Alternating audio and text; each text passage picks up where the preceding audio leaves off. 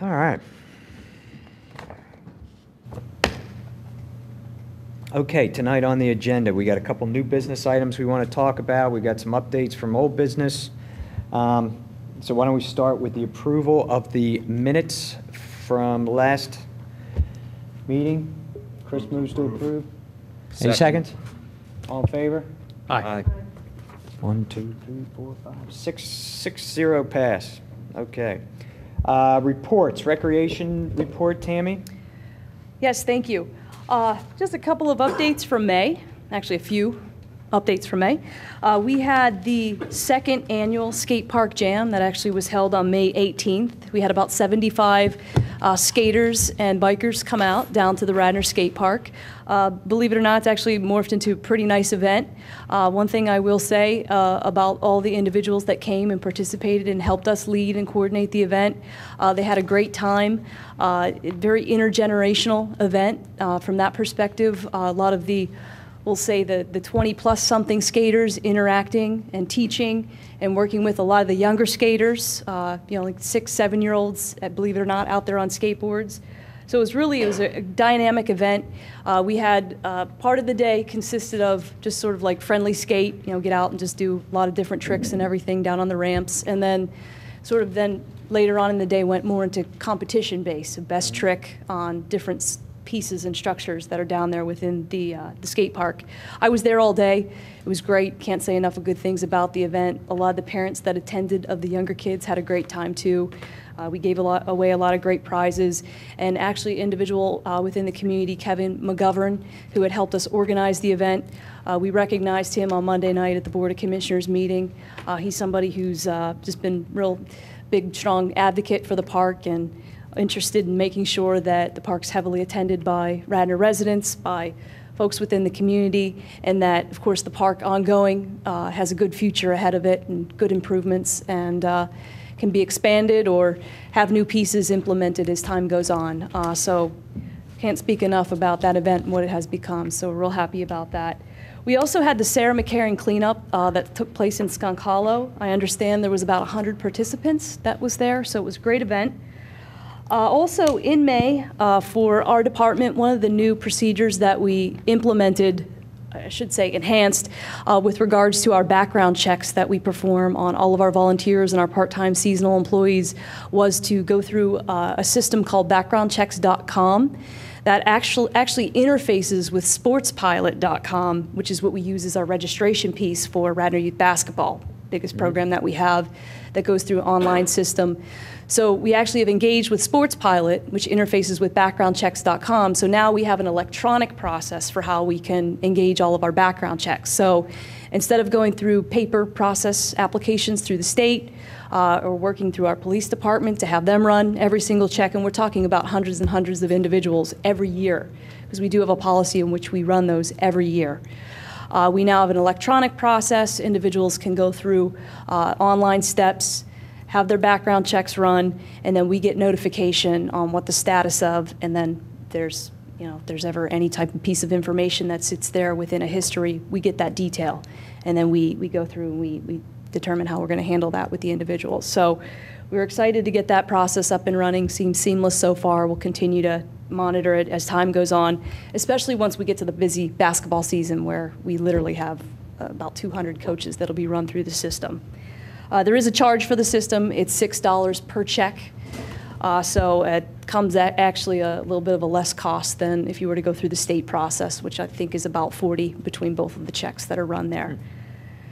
We also have 2 internships that are taking place right now within our department. We have one individual that's going to be at the camp this summer over at Radnor High School with Radnor Day Camp.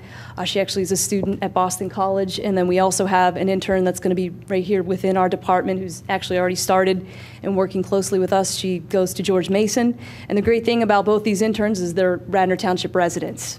So they're very familiar with the community. They're excited to be part of their hometown and actually work for the Park and Rec Department within their hometown, so we're excited about that. June is a really busy month because we're gearing up for summer. We have a brand new boys lacrosse league that we started. We're running it in cooperation with Radnor Boys Lacrosse, so that's getting going. Some of the more popular camps that we have that are going to be starting is going to be the Harry Potter camp, which is always a great tradition, very popular for us. theater camp, and the chess camp, of course. And then we also started a new co-ed soccer and kickball league, which will be happening at Radnor Memorial. And that's something that's actually entertained a lot of success as well, so we're happy about those. Also just wanted to talk a little bit about Radnor Day Camp. I provided within your packets a little bit of an analysis on Radnor Day Camp. It was as part of my report. A couple of pieces of information about Radnor Day Camp. I understood throughout the years that Radnor Day Camp had a pretty in-depth history, and I had a chance recently to speak with a resident, Jen Shillingford, who lives within our town. She used to work at the camp as an assistant director back in the 1950s, and she was referring me to some articles that had been written prior to her working with the camp that she knew talked about the camp when it started, being in the early 1940s, and we were actually able to determine after recovering some of those articles from the Wayne Suburban Times that the camp actually started in 1941. And when she worked at the camp, it had been the longest running day camp within the nation. It's never, to our knowledge, has had a gap in its delivery. And so something that we're really excited about, we're going to celebrate it. Of course, we're going to celebrate the 75th anniversary here in a couple years, but it's very exciting. I think it's something that folks who've been part of the camp, especially our staff, it's something to feel very proud of. What a great tradition. We also just wanted to acknowledge a couple of key things about the staff. A lot of the staff is actually pursuing education background, in the field and the profession of education. So a lot of our folks are actually not only interested in working with kids, but they're looking to a career to work with kids. They're also, about 40% of them are Radnor High School residents or students. So something we feel is really important to point out with the camp. It's really a great hometown tradition. We also have everyone who works at the camp certified by the Radnor Fire Department, and they are certified in first aid, CPR, AED. They're drug tested, they get a background check, and then they also undergo a 2-day staff training that they do here with my staff and the police department in this building leading up to the camp. So from a comparison and a cost standpoint of Radnor Day Camp, it's definitely competitive, especially if you're looking to private camps in the area like ESF and Valley Forge Military Academy. As a mom right now, I've been doing a lot of that, of course, and Radnor Day Camp is really less than half the cost of a lot of those camps that parents are looking at along the main line. And from the activities and the things that we do within the camp, it's something that I would put it up against any of those private camps that exist here locally. So we're really proud about it. Want to keep driving that obviously within residents. They got a great camp that's available here. It's 9 to 3 p.m. Although we've done an extended day option in the past, it really wasn't popular for us, so we did cut it out this year. But there's a lot of great activities that are being delivered through it, and real excited for it to kick off this summer. We have about 200 kids that'll take part that are registered as of right now. And great facility, obviously, at Radnor High School. So state-of-the-art facility. And can't thank enough, too bad our school board reps aren't here tonight, but I can't thank enough the staff at Radnor School District within the operations department and, of course, the athletic department with Radnor High School and the way they've worked with us and interfaced in terms of the logistics of the way the camp is delivered. So they really give us a great support, and we want to thank them for that. One of the new things that we did this summer also is we coordinated with City Sports over in Wayne, as well as the Wayne Sporting Goods in Wayne, to deliver a 20% off discount night for apparel and equipment. So for anybody who's registered for any of our camps, they have an opportunity. There's a couple nights that we've delivered coming up next week and the week after where they can go and they can receive 20% off to just stock up on any camp materials or supplies that they're looking for. Which is great. So we definitely want to thank City Sports and thank Wayne Sporting Goods. Definitely have had some great relationships with them develop over the years. Also, big event coming up with the camp out at the Willows. A lot of people have been wondering what's that all about. It's a celebration in honor of the Great American National Camp Out Day that takes place in June every year. It's been ongoing for many, many years. I think it's actually celebrating its 75th or 100-year anniversary this year, so it's something that we had always had on the list that we wanted to do. And we are working currently with the Radnor Boy Scouts and the Cub Scouts to deliver that event And there's going to be a variety of activities that are going to happen throughout the day. They're going to do treasure hunt, obstacle courses, different hikes throughout parts of the Willows and Skunk Hollow. And then, of course, the evening, with the actual camp out, there's going to be some educational components to that with regards to how to set up your campfire, how to start a fire, and first aid, of course. And then we have some local organizations that are going to be part of it with us with the Radnor Conservancy. And I know the Skunk Hollow Garden is going to open up as well so that we can come over and see the great garden that's over there, which is amazing. And I think the kids will really enjoy that. And they're also going to do a hike around the Willows and learn a little bit about the history of the Willows. And then, of course, we are going to have a ceremonial campfire. It will be safe. It'll take place on the site. We have some notifications that have gone out that will be going out on the website so the neighbors are aware of all the activity that's going to be going on. And then our goal is at 10 o'clock, lights will be out. And then we'll have probably about 30 tents scattered across the Willows lawn on the backside of the pond. And it's real exciting. We actually have, the registration's closed for it right now. So we aren't taking any further registrations. And I know from everybody who's inquired about it, think it's a really neat idea. And we're hoping in the future, just given the popularity, if everything goes very well with the event on the 28th, then we'll probably try to do it again next year. And who knows, maybe even offer it once, offer it twice next year. Also, just real quick on the Radnor Trail.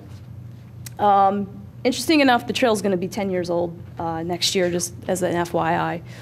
And then we have been working with the Rails to Trails Conservancy of PA.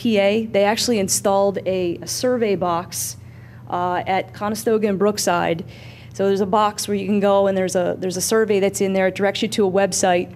They want to encourage all the users of the trail to go and fill out that survey. So they're trying to conduct some information about the trail users, which I think is great. And we'll get the data and the information upon anything that comes through there. Also working with the Delaware Valley Planning and Recreation Commission. Their interest is in installing an infrared system on the trail that can monitor pedestrians that are coming through the trail to get counts, as well as some technology to basically determine how many bikes are going across the trail with an inductive, I think it's called an induction tube, I think, that they place along the trail. So they want to try and do that.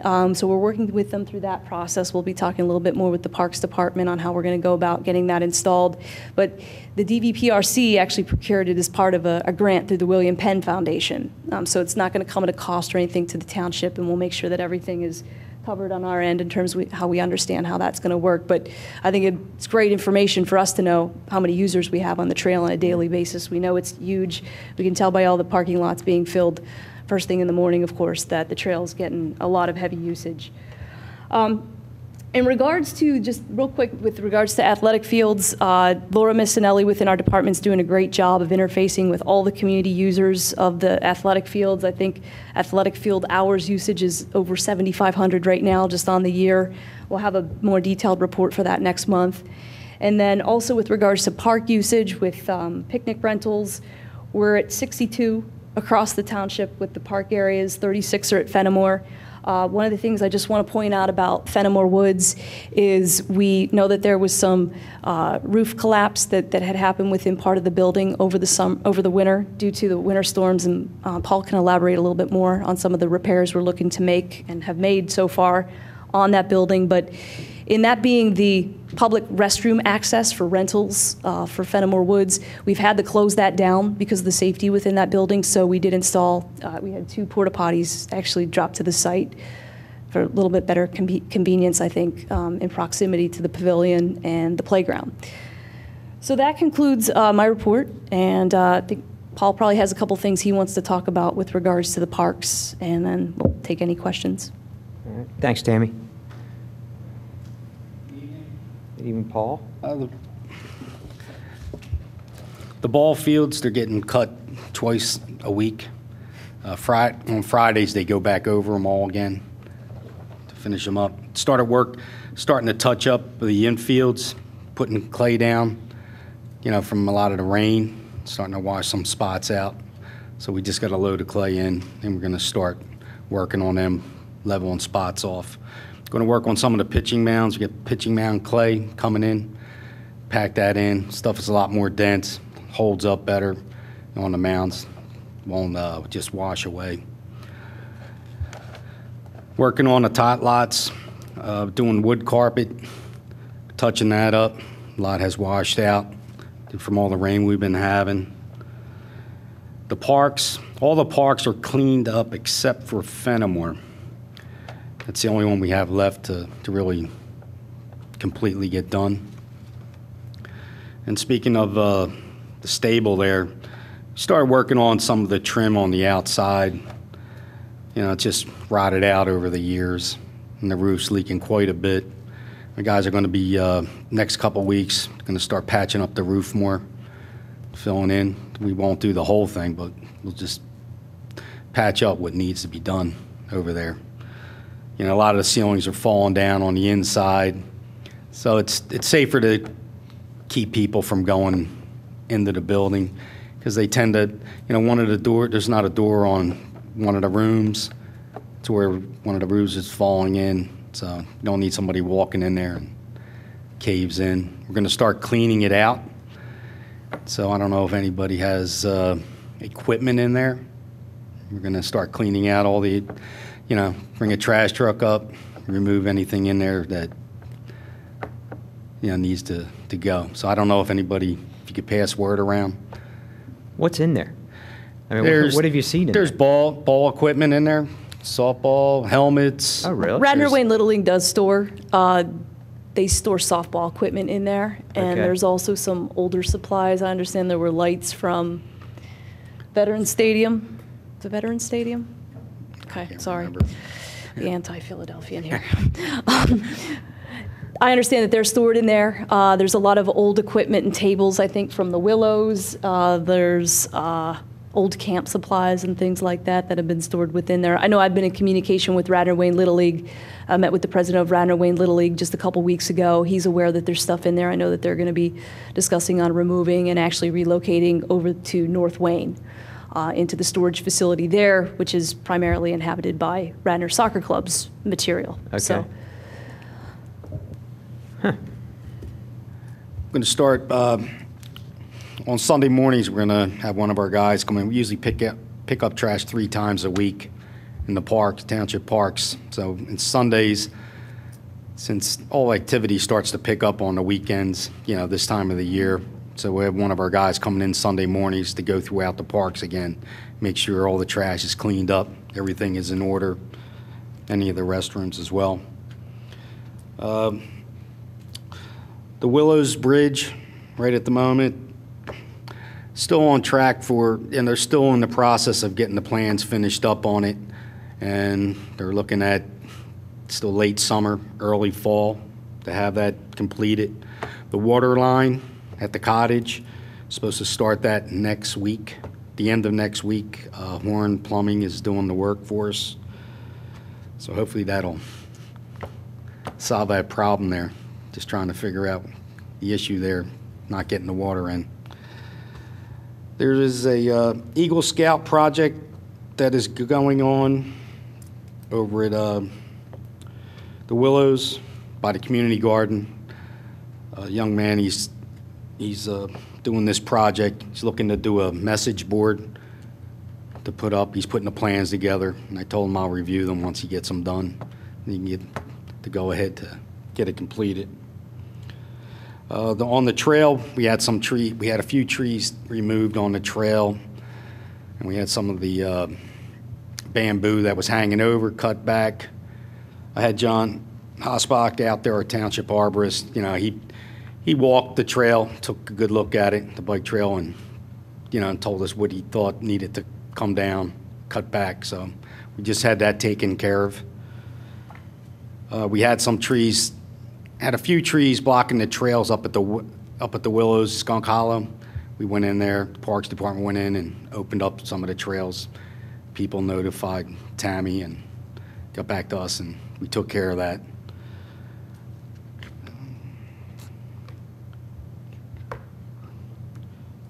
That's it. Paul, great job on the trees. You know, they just by the one at Odoricio, that was the biggest tree I've ever seen. It was big. You guys did a great job getting that cleared. I'm sure you had, you know, dozens around the township, so that's great.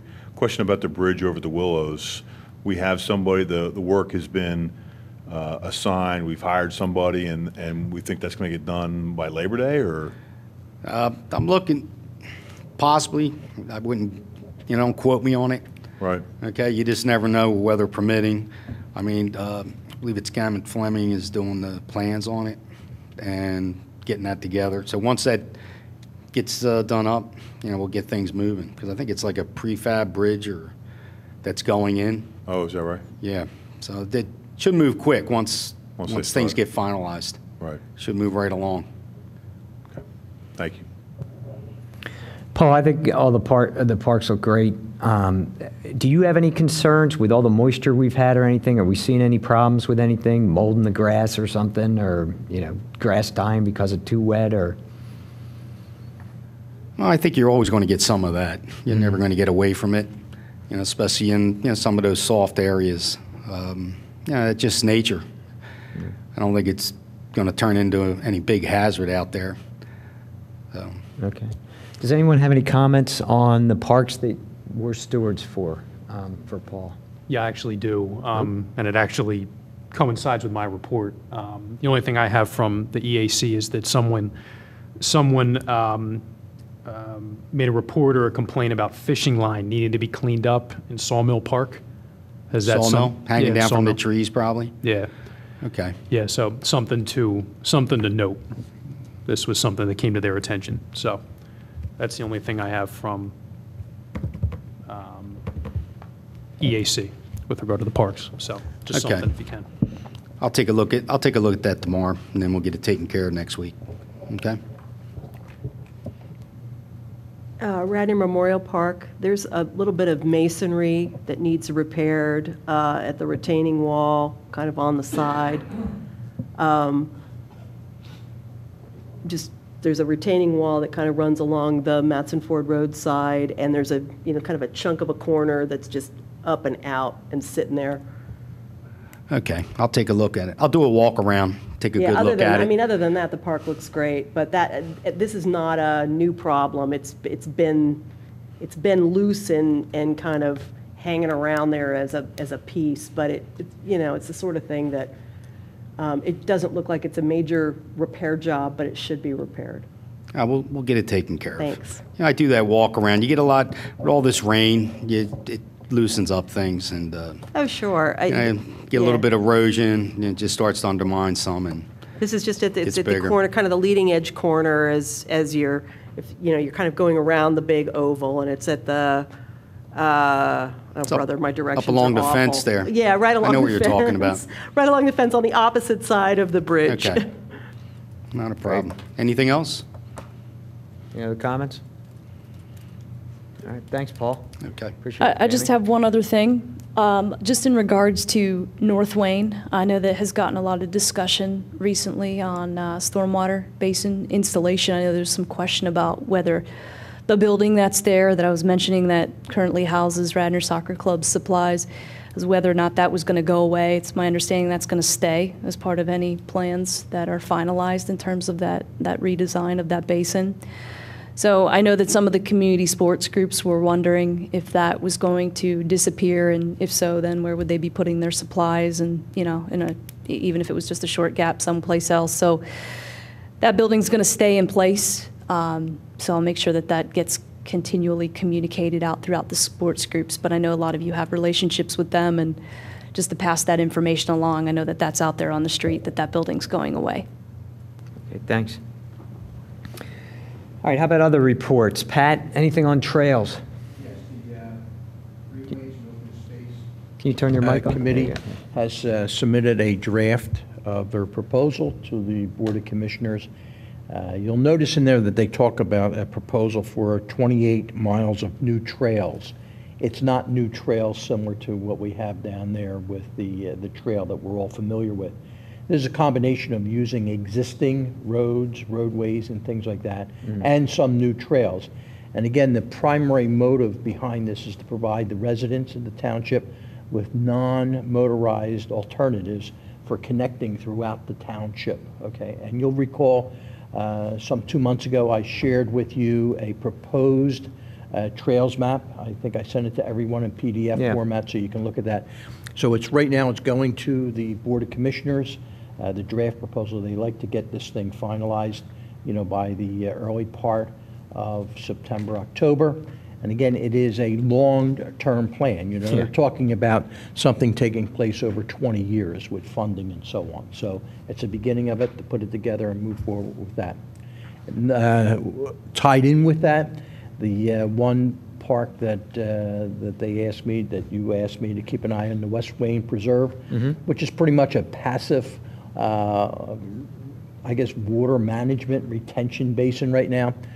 Part of the draft proposal indicates that we were looking at putting some sort of a footbridge through the West Wayne Preserve so that the people in that part of the township can access the Radnor Trail. So that's exciting, and see if that moves forward. So that would take that West Wayne Preserve right now, which is pretty much passive, with the exception of some local people, residents using it for parking on the outskirts of that. So it's moving forward. It's a long-term plan. It's looking forward to seeing. It's exciting. All right, that's great. Okay. Thank you. Yeah. That plan also, that's going to be, that draft plan is going to be presented on June 23rd, Monday, June 23rd, to the Board of Commissioners at a special meeting here in this room. Great. Susan, School Board. School Board. At our May 27th Board Business Meeting, the Board passed an $86 million budget by a vote of 5-4. That represents a 0% tax increase, but a fairly substantial expenditures increase. At that same meeting, it was announced that Mark Skellinger, who is the principal of Radnor High School, will be retiring after the 14-15 school year, and he will be replaced in that position by current assistant principal Dan Bechtold. And then kind of perhaps a little bit more germane to the specifics of this committee, there is still no decision by the Facilities Committee to move forward anything regarding traffic and parking at Radnor High School, but there was another facilities meeting this past Tuesday, and the topic came up, and there's definitely progress in that direction. I'm guessing it'll be another couple of months before we see board action, probably another round of committee meetings, and then a recommendation. And I guess that's about it. With the facilities meeting you were talking about, does Enki Turf come up? Is that discussed in that Enki meeting? Turf or? is part of that whole thing. Okay. And so it's kind of all, they're not specifically tied, but they have been treated as a package. So there's Okay. another couple of months, I think, before the board will vote on whatever the committee ends up bringing to the full board. But I mean, I think there was some frustration on the part of the committee members, and I do not sit on that committee, but some frustration on the part of the committee members that we're just continuing to, seems as if mining the same ground a little repetitively, Right. but that's, part of committees, isn't Right. it? Right. So anyway. Okay. All right. Good. All right. So we got school board. From a shade tree perspective, I actually attended a special meeting regarding specifically the emerald ash borer, which is a bug that's attacking the ash trees, and it's within 20 miles or so of here, and if it gets into an ash tree, the ash tree is pretty much done. You can't save the ash tree. So we're trying to come up with some type of preventative measure and make some decisions and recommendations to the Board of Commissioners how we want to actually pre-treat the trees.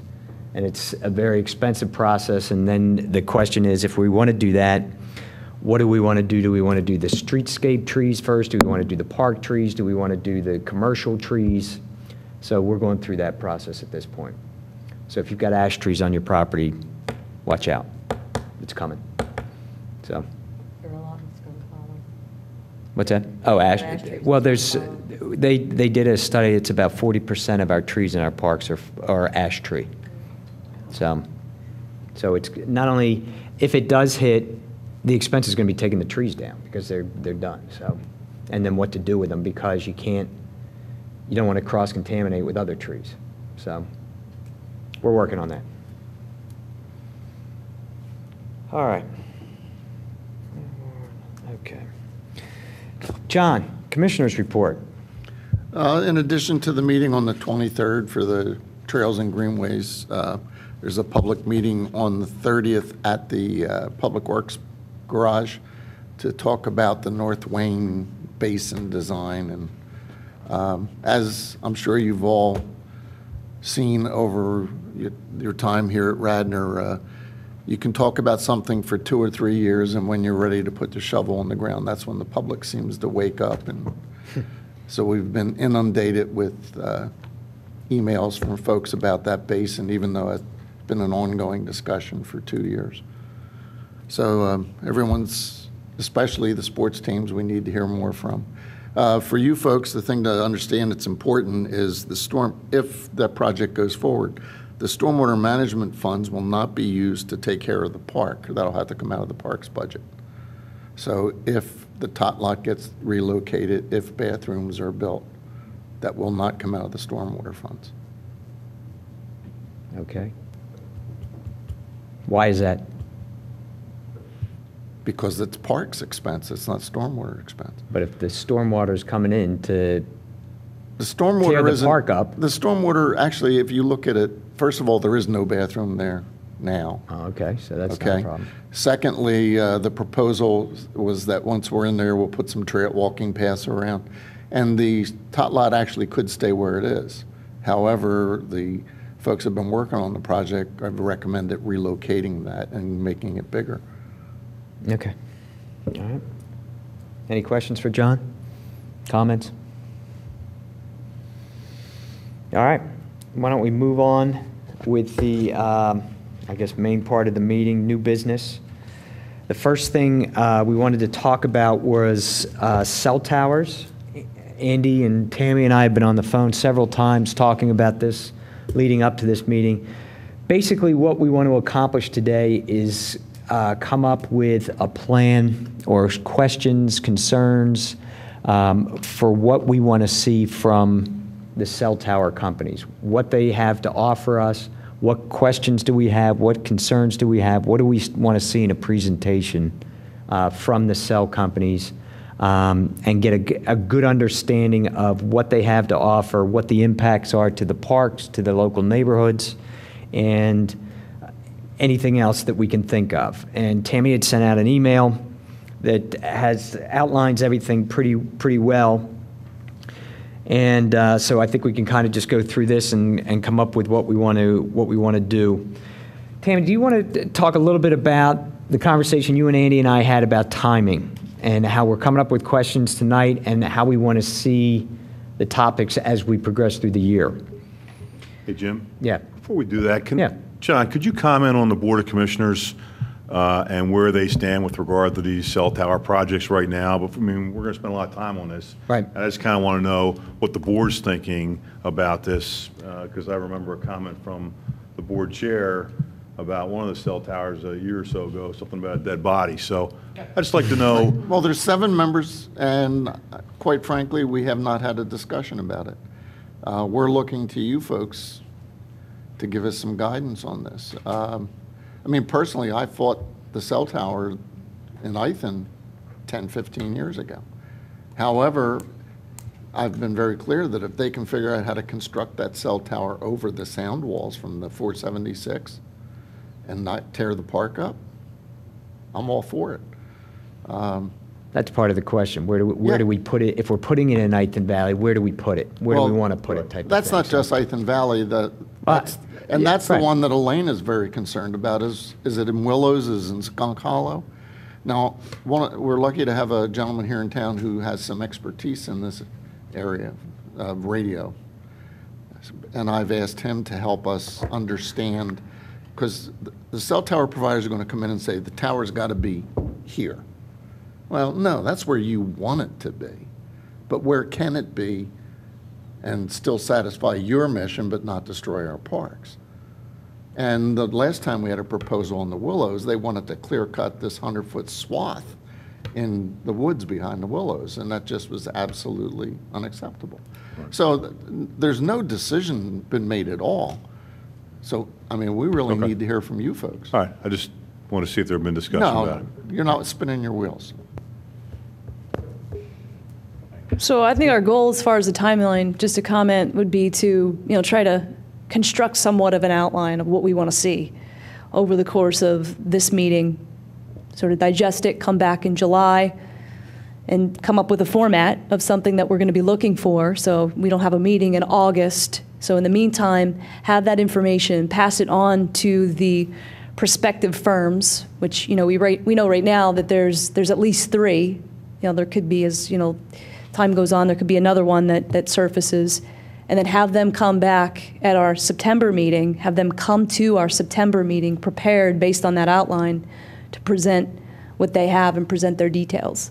And if we think that our agenda for September is too big with other topics, we can always have that as a special meeting that we assign at a different date within September. So that was the timeline that we had discussed. I think that would work. And then come back, make a recommendation in October to then, with that detail that would go to the commissioners for further discussion. Thanks. One of the reasons we wanted to kind of stretch it out is to give the public the opportunity to comment. We didn't want to give the perception that we're trying to cram this down their throat in the middle of August and making decisions and things like that. So we want everyone involved in this.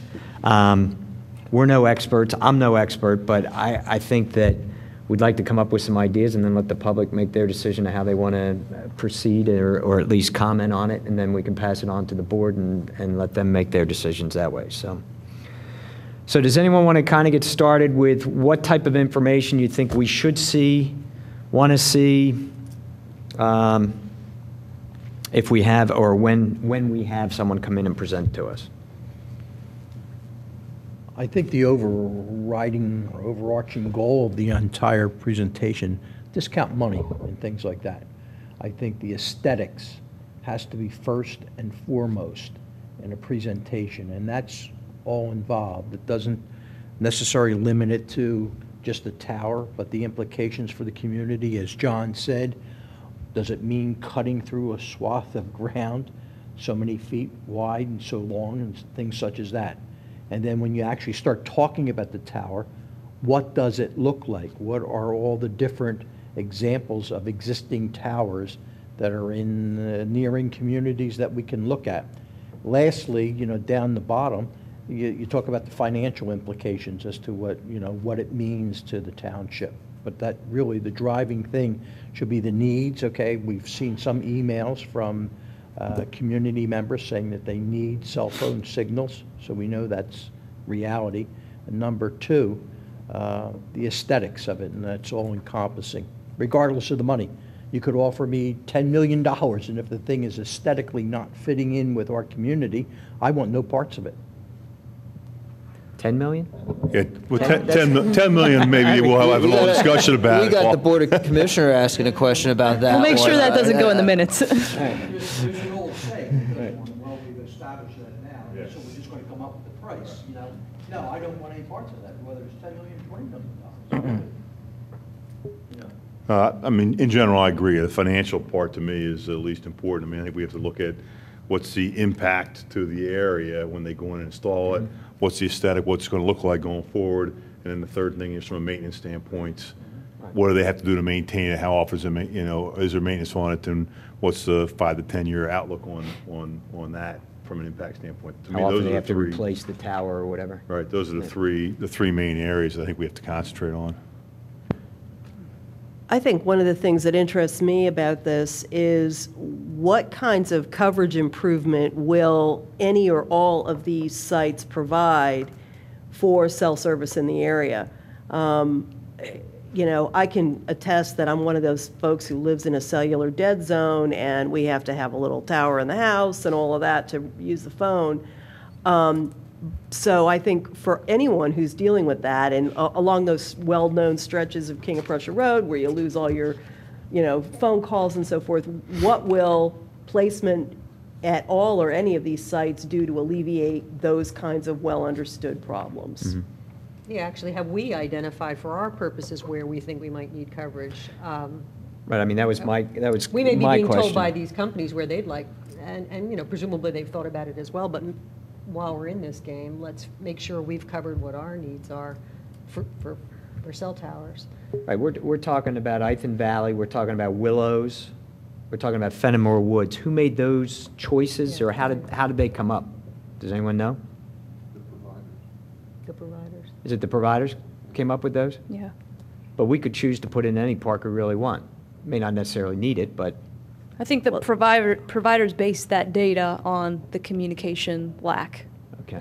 Well, I would surely love, before we, We wanna verify agree that. to, start going down this, because it's an involved process with all of the things that have already been said, and I agree with all of those considerations, but I think before you plow ahead with it, you do want to have some sense that the benefit of having these 3 new towers, or however many there would be, is going to be worthwhile, just in terms of the utility of better coverage.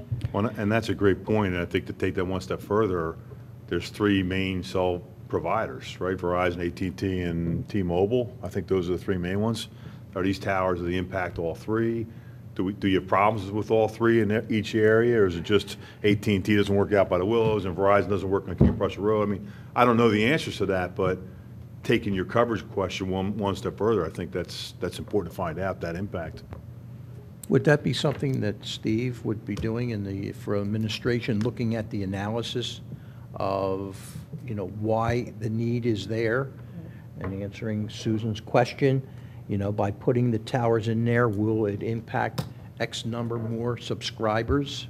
I assume there's an analysis out there that's been presented to someone, and that's really beyond what I feel the scope of this committee here. Yeah. That somebody can actually come and say, yes, we do. A neutral third party saying, yes, we do need additional cell coverage in this community and at these particular locations, and it really should be like a third party. I'm sure we could listen to a cell tower provider and he would tell us, or she would tell us, yes, it's needed, but I would like to see some sort of an independent analysis that could be presented that's beyond us. I don't have the time to invest in that. Agreed, and I have no particular interest in peeling into all kinds of arcane data about that, but I certainly want to know that somebody has and can give us a solid executive level summary about the utility and the value to Radnor cell phone users or cell phone users who are passing through Radnor for moving ahead with this project. Yeah, but having said that, I think it's safe to assume that these companies aren't going to spend their money and pay us annually if it's not going to improve their service and provide a return to them. I'm absolutely sure that if that hasn't been done, then somebody's way off the mark. I would agree. I'm sure it probably exists. I just think that as part of this process, it's important that we understand what the benefit is of that, Mr. Chairman, of this whole project. If I might interject, must be 6 years ago, a company came to us and they wanted to put a micro cell along Malin Road and Bryn Mawr at that intersection. Mm-hmm. And part of their presentation was basically a radio spectrum map that showed the coverage in those areas. So I'm certain we're going to see that kind of stuff, and that can be one of the requested things. We know for a fact the Willows, in fact, Delaware County has been on our back to get something in the Willows because Delaware County's emergency radio system has problems out there. It did come up. It's an interesting point that someone raised earlier here. If one puts up a cell tower, will it meet the needs of all the cell phone providers? Right. Or, do they rent spaces off? I'm not that familiar with They cell do. towers. They do, right? There's Yeah, they do. They'll typically rent six, additional you can put up to carriers. 6 decks or 6 sets of antenna. Well, one of the And things, they make money. The township will make money off it as well by renting these spots out, which is good. It's a good thing. well, the thing to keep in mind, though, too, based on some of just our very high-level meetings with some of these firms, just was to indicate that if you'd use certain types of towers, like, we've seen the flagpole tower and the silo tower, and there's a lot of palm tree things and like that are out there. They have a limit to what additional carriers they can add on to that. So that's another key piece to this, too, is to understand, what can the actual tower, from its aesthetic standpoint, take on in terms of additional carriers. There's location. you go down, I've been going around with these companies just, looking for sites, and we've been coming up with ideas of where they thought it would go, what's the best. You need the highest point is what they like. The towers are usually over 100 feet. You have to be above the trees, which is important. They can't be like just level with them. They got to be above them so they can pick up the signal. And if you go to Ithan Park, when you go into Ithan Valley Park, go all the way back and you'll go over to the screen mulch there, and look to your right. There's a dead pine tree. Look straight ahead. When you look to your right, you'll see a dead pine tree. It almost looks like a cell tower. I mean, that's how they can camouflage these things, making them look like a pine tree, and some other things. But and like Tammy was talking about, there's the stealth tower. It looks like a gigantic flagpole. Put a flag on top. You don't see anything. The equipment's all inside the pole. I mean, that was one they were talking about discussing to use at Fenimore, doing something like that. So some good ideas out there, and there's a lot of safety concerns, and that's what the people need to understand. It's not just about money; it's about safety as well, and that's something that we need to look at. Yeah, I wanted to raise safety in two ways. Safety from the structure itself, but also what do we know about safety of cell towers generally and their impacts on the environment? I don't know a whole lot about that. Well, I think one of the things we would want them to be is in compliance with whatever safety regulatory codes or what have you that are out there in the world of cell towers. So I think that would be important, is to understand what that is and what that compliance is. I mean, I would assume that they are, but it's definitely something that would be part of it. Well, the other safety aspect of cell phone towers is if you improve coverage, it increases the likelihood that if someone has a problem, they can get a cell phone signal. Well, that's another, that's Right. sort of the flip And as I side safety mentioned, issue. the Willows area, Delaware County emergency radios, our police report to us that they had trouble over in that area with dropping radio. There's a problem. So, The other issue is more cell service, more people in the car using the cell service. If you know you're in a certain area, your call's going to drop, you won't use it anyway. We're according to this, I mean, we're looking at 3 sites. I guess the question is, why 3 sites? Why not 2? Why not 5? How did we determine the number of 3, I guess? Is that a question internally here, or is that? I think that was driven by the proposers, that these are vital sites based on their statistical data of coverage detail. Every carrier out there, every service provider out there is going to tell you where their service is good and where it's bad. They have those maps, they have that data and statistics. I think this has been driven by what they determine is the need in terms of coverage, because they feel that if they can have a tower in a certain area and it provides coverage, they're going to get more cellular customers.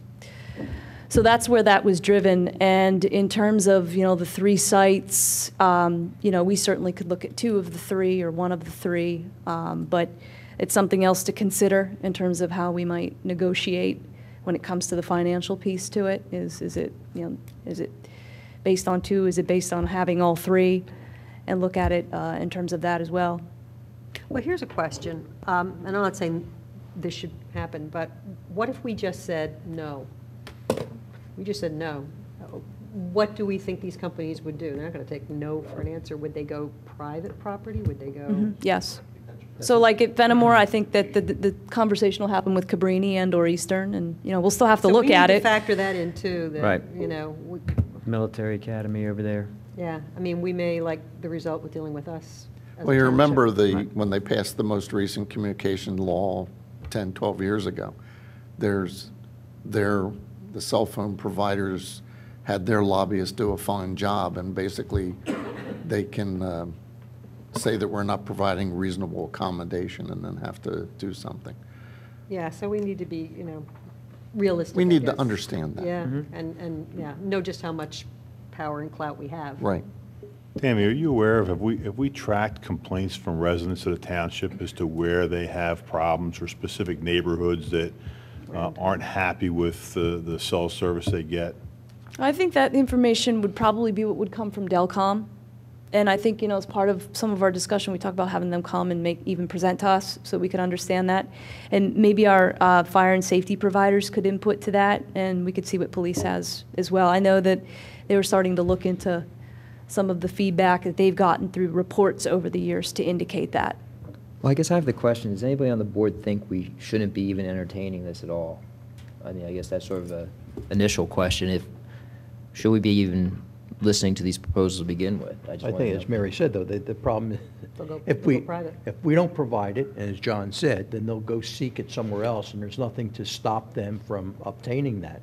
So I would rather be proactive in trying to work with them and selecting. Again, I'm not looking for more work on the people up here, and needless to say, not the township administrative staff, but I would hope that whatever comes about with people presenting to us, whether it's in September, October, that someone has done their due diligence, okay? Whether that's Steve Norsini or someone else who will go out there and say, hey, what they're saying is true. What these proposals are going to say to us is, yes, it is factual, whether it's dropped calls, whether we should have 3 of them at this location. I think that's beyond, our charge right now to say yay or nay to that. I think someone should be conducting due diligence on part of the township, saying, yes, this is a good place, yes, what he's saying or she's saying is correct, okay? And then we can take it from there, but I think we should be proactive. I agree. I just wanted to see if anyone on the board thinks that we should not be that this should not be a consideration in front of us all. I guess if. No, I mean, my opinion, I think we should at least look into it and investigate it, and if it's going to go somewhere, why not have it go in a park and us get the benefit of it? And have more control over the outcome. And more control of it, yeah. I would absolutely agree. I mean. And when did we discuss this? Was it February, January, when Bob was here and we were talking about it?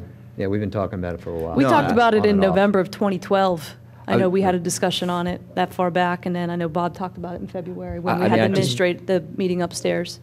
I mean, before we have these people come in and give presentations, I just want to make sure we were all in agreement that that's a process that should go forward. Oh, yeah. Yeah, and from what I got from him, it seemed like they were very accommodating Certainly.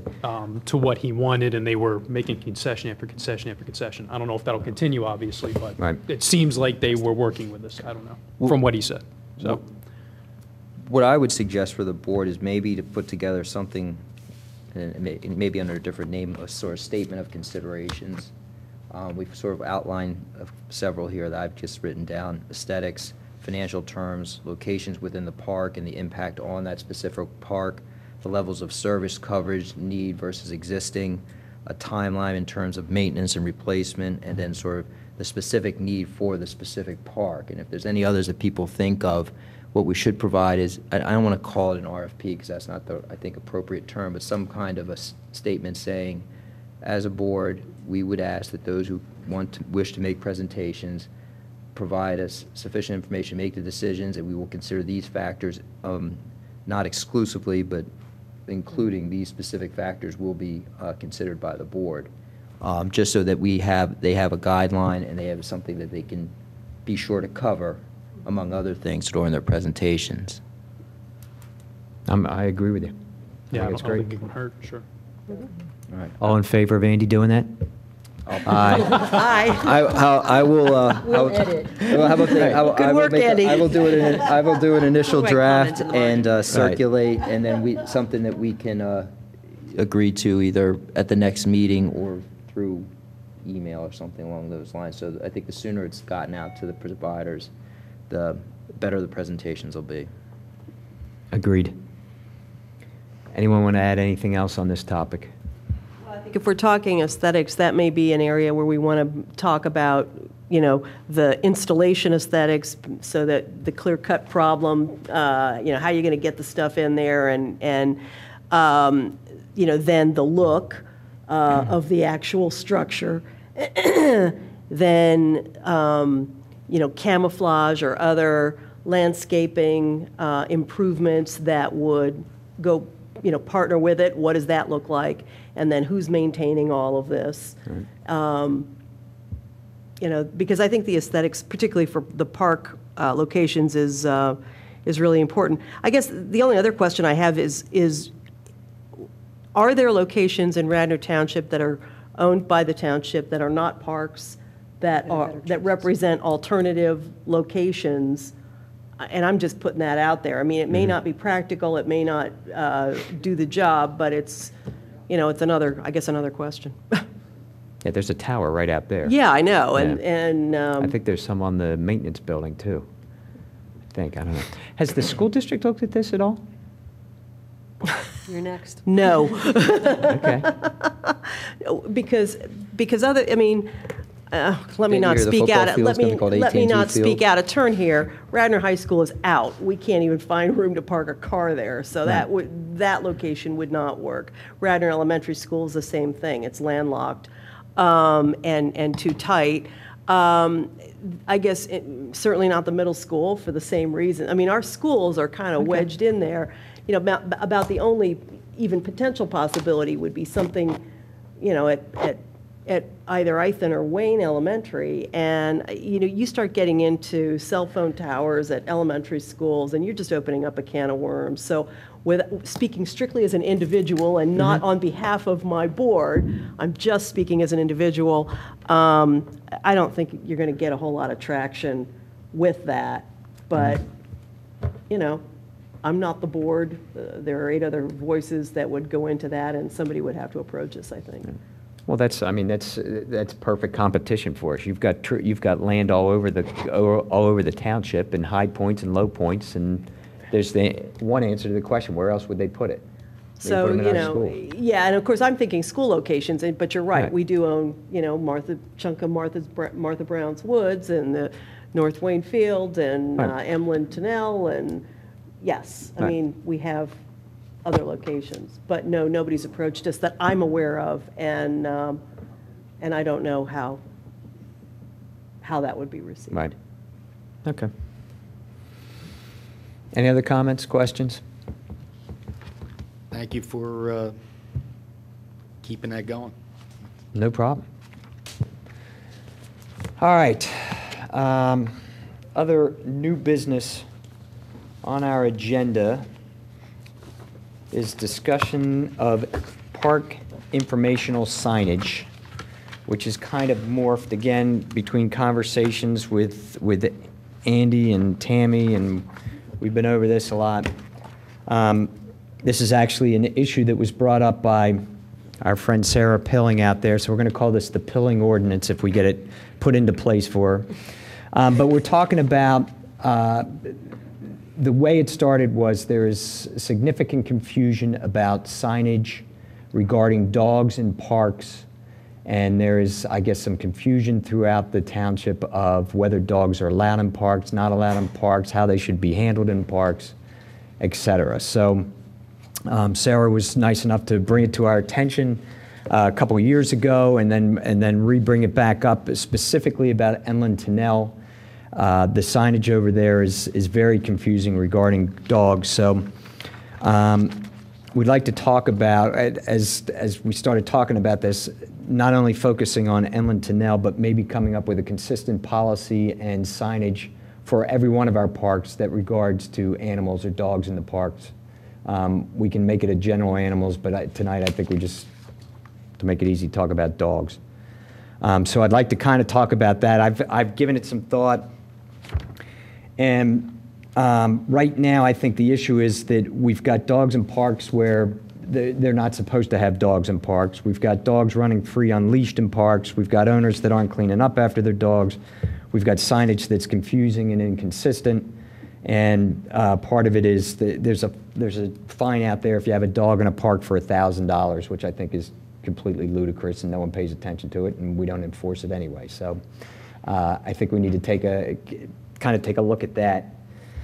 And I think what we might want to do is rewrite our existing ordinance about animals in parks, which consists of, she gave it to us. This is our current ordinance about animals in parks. Pets may Pets may accompany owners when under control, except in areas specifically posted against pets. That's as far as we go regarding pets in parks.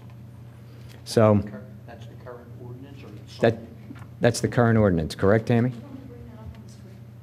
If you want, that's fine. So through looking at this, I looked at the ordinances for the other parks or the other townships and what they offer and what they do with dogs and that. And some are very similar to ours and others are very, I'm sorry, I keep looking that way, but some are very detailed as well. So the local area, there's things all over the map. So I think we need to kind of clean up the signage. We've had some issues where dogs off a leash have knocked people down, running out of parks into people's individual yards, knocking people down. We've had dogs jumping on people, breaking their knees. So I think we have to take a look at this. Obviously, there are a lot of dog lovers out there, which is great. I had 2 dogs growing up. I love dogs. I don't have any now, but so we need to keep the dog lovers happy, as well as there are people out there that don't like dogs or are allergic to dogs. Tammy, for one, sorry to out you, Tammy.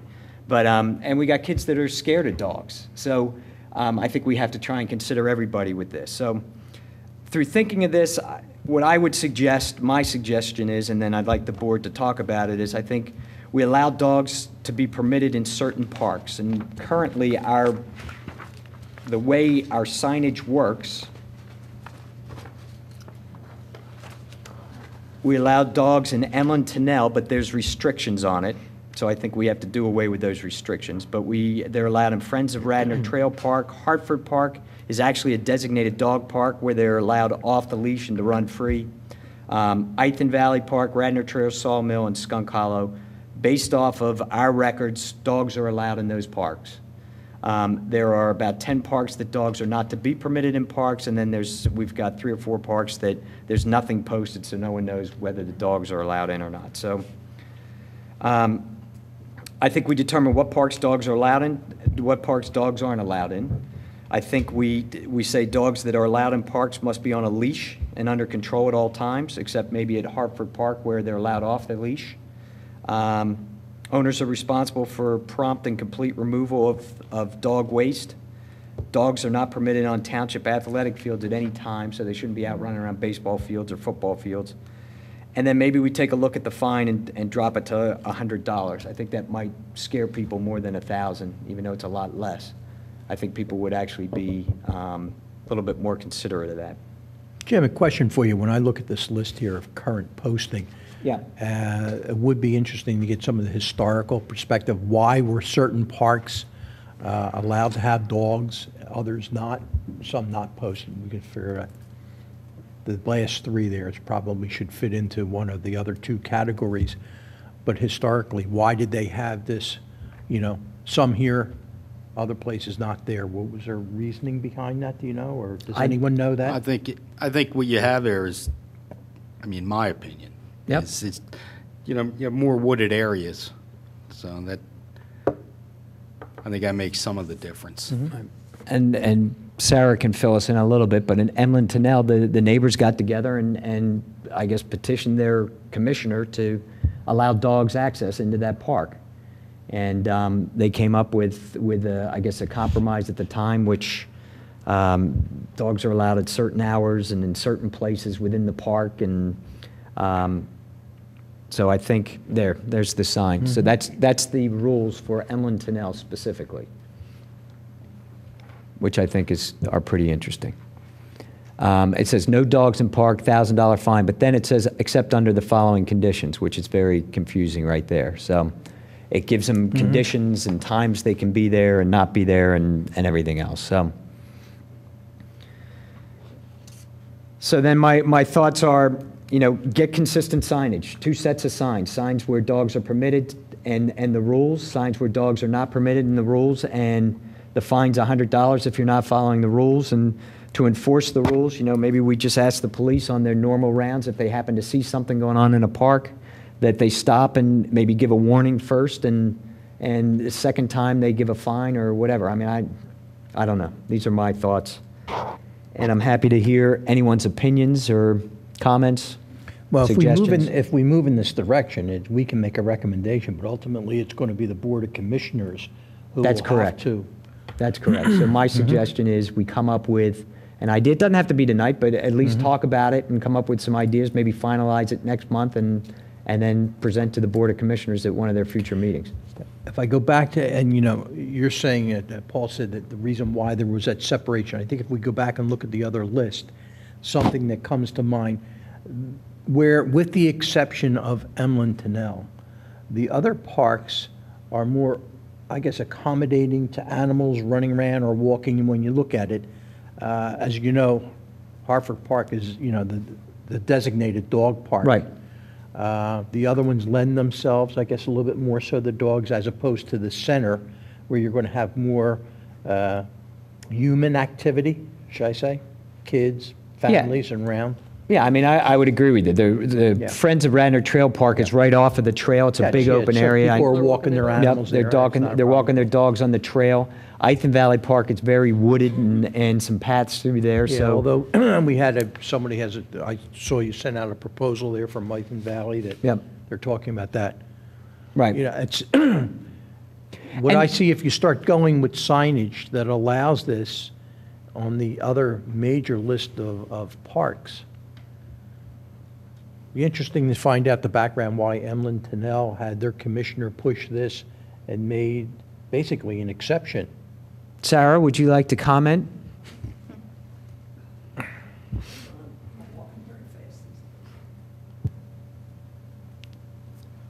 Our commissioner at the time was Jim Marks. He definitely did not want it, and that's why the restrictions. It was 350 signatures from residents of Garrett Hill who said dogs should be allowed in the parks. It's not that we wanted dogs to be in the park, it's the fact that there were already dogs in the park. You go to any softball game, and there are parents with their dogs. They're under control, they're on their leash, they're sitting next to them, and it was ludicrous that they would come and be there, but we who lived in the neighborhood couldn't walk the trail with our dogs. So Mr. Marks was against it, and we said, okay. And one other woman who was training a Dalmatian to be an obedience dog, and I went around and said, what do you think? And we had 350 signatures, and we presented it to the Board of Commissioners, and maybe it was a lapse, but there wasn't much they could say. Now, let me tell you, the sign that says no dogs in the park, $1,000 fine. Subsequent to that, I was both a victim of a crime and a witness to a crime that entailed a dog and a gentleman who decided it was verboten, and I was the victim in that he pulled something out of his briefcase, and in that moment, it looked like a gun. It wasn't. It was a camera. And then the next week, it became a hate crime against a young woman who I was walking with, and he pepper sprayed, tried to get the dog and got her, and called her the politically negative word, and he went to prison for 2 years. So the fact that the sign says no dogs in the park, $1,000 fine, and then in very small print it says except under the following conditions. What I'd like to bring up from my other livelihood as a school administrator, every time you put a rule into effect, you have to start implementing it and holding people liable to it. If you don't do that, It becomes it's a sham. meaningless. So That's right. $1,000 fine is meaningless. The second part of what I would have to say is that I would assume the Emlyn Tunnel action took place prior to Hartford Park open. See, many townships are addressing this now, where you go around, and they do have dog-designated parks. Correct. That, you don't have the person who wants to go there and train their animal at the local Enki Park. You don't, because there's no other place, you do have it here in Radnor Township. You can So go to does Hartford. anybody know when Hartford Park was opened?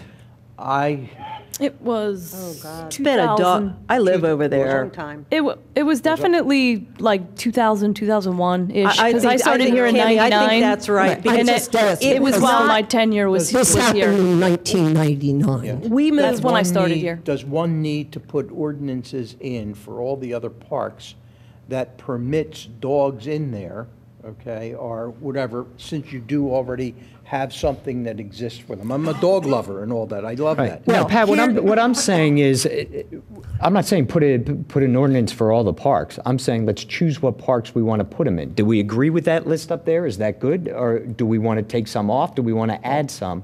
But I think there's definitely, there should be dogs in some parks, and there should be dogs not permitted in certain parks.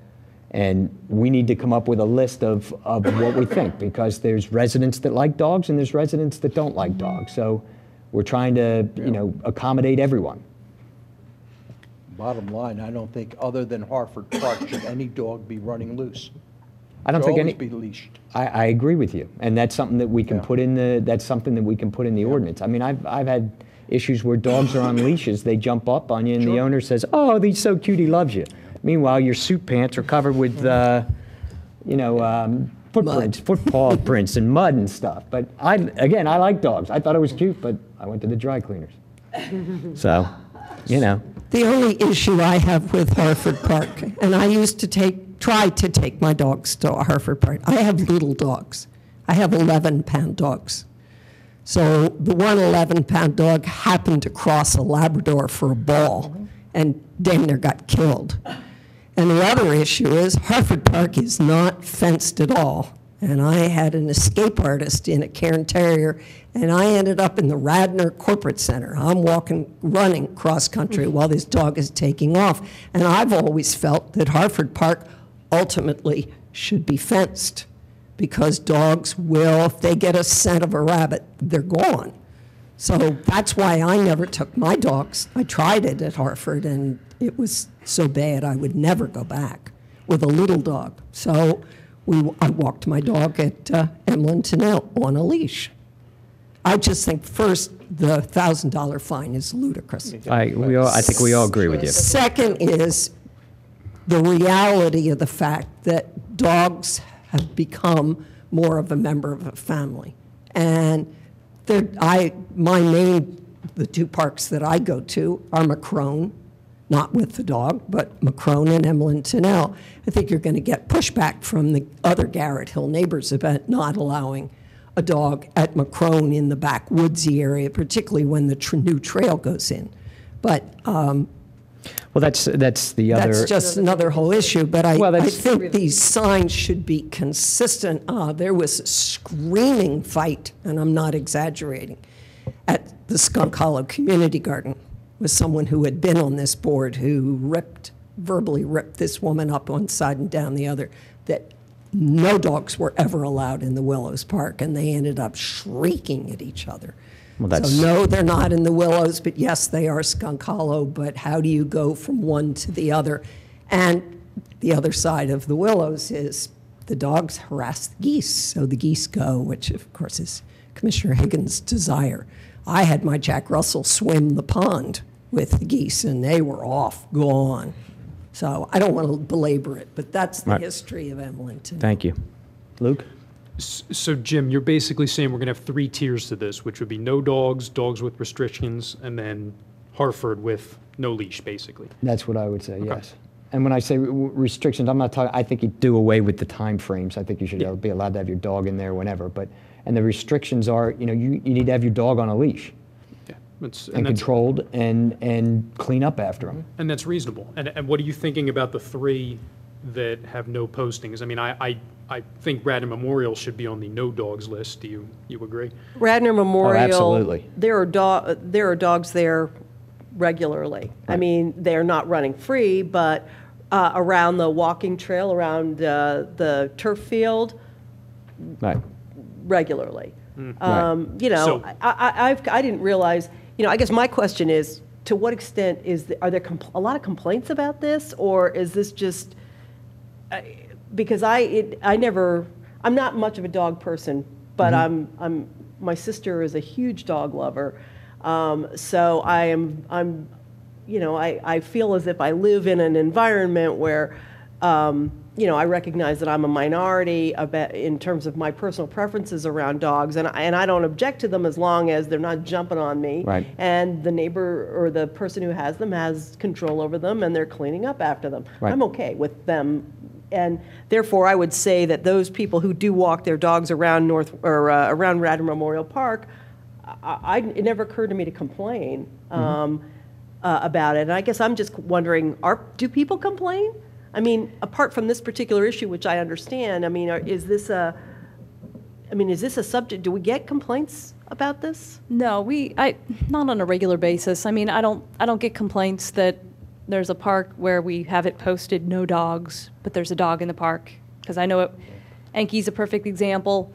It's posted no dogs in 2 locations, and I know that I can look out my office window every afternoon, and I know that there's a gentleman that will come through the park with his dog off the leash and run through, and I don't get complaints on those types of situations. That brings up the issue, though. See, if you say, hey, we're going to have Radnor Memorial as a no-dog area, you have to have someone enforce that.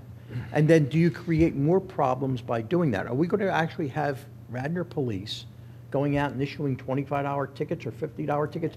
Or if you have neighbor against neighbor, that's where you really get into confrontation, where somebody's going to go up and say, hey, you're not allowed to have your dog here. Well, then you have a confrontation going on. So maybe I think baseline what you can say, dogs have to be leashed. I agree with you there. And you should clean up after your dog. And then other than Hartford Park, that's where you have the free dog park. But consistency in the other ones, enforcement is the big problem, And Susan, I think what you're saying is we have to accept reality too. So while I'm thinking Radnor Memorial probably should not have dogs, you're saying they're there. Not a ton, not a lot. Not a lot, but there's. I can think of a woman that I routinely encountered walking in the mornings, and she would often bring a pair of, I don't know what they were, cute dogs. This is the problem. This is the problem when you're not a dog person. You have no idea what you're dealing with. So, but and she was very pleasant, and the other folks who have had dogs there, they are good dog stewards in my view. I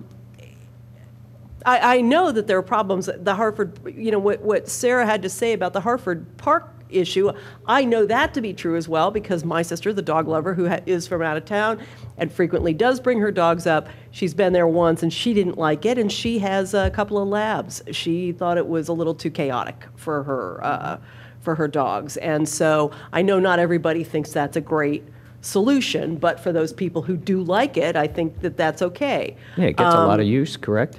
There's a lot of people that like it. I live right over in that area, but I don't. We could always engage the Hartford Park Dog Club too, if we thought that we valued, wanted them to come in and talk about their opinion too, just as a suggestion. But I think the overall idea that if you have a dog, it should be in a park. If the dog's in the park, it should be on a leash. You are responsible for cleaning up after your dog, and that's pretty much about as much as you can ask, unless there's an explicit reason why a dog should not be permitted wherever. I mean, I'm kind of surprised at this list of no dogs in the park. I didn't know we had such a thing, quite honestly. So. There's signs all over the place. Well, I don't pay attention because I don't have a dog. Well, yeah, exactly. Are there dogs at the high school on the fields over there at all? There's signs on the fence saying, don't take your dog on here. I know yeah, that. I don't think I've ever seen that. But again, the high school is a different issue because the fields are really, it's the field and that's it. You've got turf fields there. You got a lot of cars. It's not really a practical environment for dogs, quite honestly. So, and I think people kind of sense that. Now, I don't know, maybe on the weekends when there's not much going on, I imagine people could bring a dog over there, but if you're going to go there, it's just as easy to go to Hartford Park, quite frankly, or some other place that's probably more hospitable for dogs than the high school. Well, the Memorial Field, it's turf, so I don't see why people would want to bring their dog over there. Yeah, but they walk the perimeter, and then they'll go into that grassy area on the other side, around beyond the parking lot there. But that's a good location up in there to walk their dog. But yeah. to bring it around the turf field, I just don't think it's something that they should be bringing a dog into. People do it. I'll just tell you that. But the fact that people do it doesn't make it right. I mean, there's people guess. allowed to do a lot of things, and I mean, I think you have to be considerate of, yes, there are dog lovers, and there's certain places for them. A turf field is not a place for a dog, whether, you know, if it decides to go to the bathroom, whether the kind that an owner can clean up, that's great, but if it decides to urinate, you now got a puddle of urine there. Yeah, And, well- you know, you can have little kids walking by or at a game at night sitting in it or whatever, or if you take a look at your lawn along the curb, you've got all these brown spots because dogs have been urinating on your yard all summer. Yeah. So, I mean, You know, again, the Radnor Memorial Park, the only dogs I've seen have been leashed and walking the perimeter, not on the turf field, Right. just walking the perimeter. There's a paved trail, or I don't know what you call it. What do you call it? It's a not paved path, and they Paved path, and- definitely, the paths throughout the township park system tend to be, you know, a magnet for Where the people dog walking their owners, where they dogs. want to walk their dogs. Have you had any complaints or from your staff having to go up and clean at the turf off, you know, from dogs defecating there? Has that No. come surfaced? No, I would haven't assume had you're any talking issues. about. I've seen people where you go out in the morning like they do in the Radnor Trail. They're walking their dog with them as they're going around the trail. Now, it'd be one thing if they were unleashing them and letting them run wild to go and defecate on the turf field or anywhere that they're not going to clean up. I see an issue with that. I know we have issues on the bike trail. I mean, I ride that bike trail every day. And there's times where I catch people, dogs going to the bathroom, yeah. and they don't even clean it up. And I say, No. I go, where's your bag? I have it in my And own they- neighborhood. You know, Oh, you're well, gonna I get those in the, irresponsible in the people. street. Yeah, we have dogs. So, But the other thing is, all that, long as dogs, like you're talking about, like it says dogs not permitted. All those parks, everything has playground equipment. As long as dogs are on leashes, that's as important. And no dog should be in the playground area whatsoever on a leash because of kids playing in there. I mean, Who's that- going to enforce that if we're not enforcing I the other know. ones? I mean, it's, I know. if someone's bringing their dog, they're going to bring it into the playground with their kid and everything else. Well, in that area, that tot lot area, dogs shouldn't be in there. And that's, I agree with you. you know, I know it's tough to enforce. You're absolutely right. Talk to the police about it. You know, sometimes they'll give people warning if we let them know. We'll have citizens arrests going on. There we go. Well, that's the problem. You don't There we want go. citizens see, that's the problem what you run into, though. Yeah. You find people who want to take law in their own hands, like you mentioned there. Hey, there's an ordinance here. The police aren't going to enforce it. I'm going to go up and say something to that person there, and then right away they get into verbal confrontations over the situation, and sometimes it escalates. Yeah. Well, what you could also do is put on the bottom of the sign, if you have an issue, call 911. Let them call the police if there's an issue. So do we think we just put up a sign with restrictions in all these parks? Saying okay on a leash, My thoughts are, accept reality, as I'm, you know, is kind of what I'm hearing. my thoughts are you pick some parks that you don't allow dogs in, and you put up signs that don't allow dogs, and then the other parks you have your leash law or whatever you want to do. I think, you know, How do you differentiate the because- ones that just- should and shouldn't? Yeah, I Well, mean, what that's do my you- question. that's the part of this board to decide. One of my thoughts are you pick parks that are geographically diverse or located together. Like Emlenton can have dogs, Clem McCrone can't have dogs. They're 3 blocks away from each other. If you want to have a dog, go to Emlenton. If you don't want, go to. But do you think that, from my experience and what I've seen, the people who normally are, a percentage of them that bring dogs to the parks are usually accompanying family members, whether the kid's involved in something, and like a baseball game or something, and the dog comes along with them on a leash, and they're great owners of the animal. It doesn't present a problem. That's a percentage of people that bring animals to the fields. I've seen it down here in the stands at Enke Park, you know, where they're playing baseball, that you see an animal there with a spectator. So you're going to get to a point and say, hey, don't bring the animal there? Hell, I went up to the Devon Horse Show Friday. I turned around. Every time you turn around, there were dogs walking with the owners in between spectators and whatnot. And they were just accompanying people. And I think we have an aspect of that. I don't know whether it's all for exercising the animal. No? I don't know. It's just convenient, probably. So I think Yeah, but now you take the look at the other side. What about the little kid that's scared to death of dogs, and he's got to go to a park, and there's a dog sitting there, and now he doesn't want to go to the park? Or someone that's allergic to a dog or something that ends up sneezing or whatever. I mean, I think you have to make some accommodations for people that maybe don't like dogs. Yeah, I'm for that. Yeah, it's just, But but I think your thought about what is reasonable criteria for saying this is a dog-free zone, and that might be well, there's a turf field here, or there's a tot lot here. Figure out what some of the criteria are that really would be, make it not appropriate for a dog. right. And then, revise your list and then put the rules down fairly simply and straightforwardly. And I guess I like if you have an issue, call 911, because we don't want people taking these things into their own hands. And people do have differences of opinion. Yep. Because when you've got someone who is walking a dog in a dog-free zone, they will tend to, I would imagine, say, well, what's the big deal? And then you've got the person on the other side saying, what do you mean, what's the big, this isn't a dog, Right. and you can see how that could get out of control Sure. in a big hurry. Right. So, yeah, I mean, I think as long as the criteria is clear and reasonable, I think that's appropriate, that's okay. Any other thoughts? Chris, you've been quiet. I know you got opinions. Always do. I'm fine with picking parks and putting signs up, but I think it stops right there, because otherwise you're gonna have neighbors against neighbors, you're gonna have police doing things they don't wanna do, which is citing people. Good point. and I don't think the problem is a big enough problem that I've heard about in this township to go much further than that. What has your investigation, you said you looked at other townships, and you said it's gone from here to here, full spectrum. We know probably when you don't have much, it's similar to what we have. What is it like at the other end that you found that, Jim? Lower Marion Township's very strict. You have to have your dogs on leash. If you lose, there are certain parks that you're allowed to have a dog off a leash. You have to have a specific permit for that dog. If that dog is off a leash somewhere else in the township, you can lose your permit. You can be fined.